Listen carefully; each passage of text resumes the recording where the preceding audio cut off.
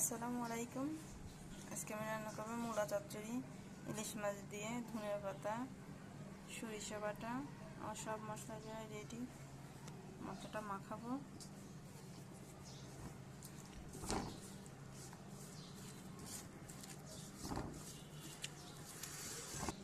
মশলাটা ভালোভাবে মাখানো শেষ। এখন মূলাটা দিয়ে দিব।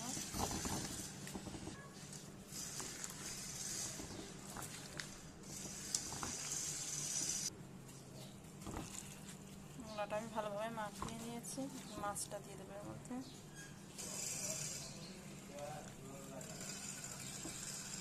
আমি যেভাবে রান্না করি আপনারা আমার রান্না করে খেয়ে দেখবেন, অনেক মজা লাগে খেতে।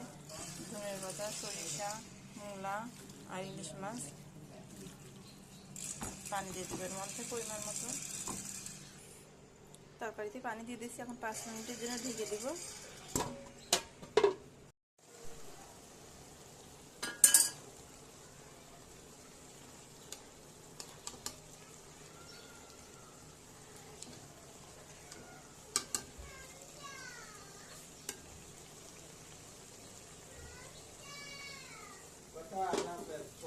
আমার কিন্তু রান্নাটা শেষ, দেখে বুঝতে পারছেন।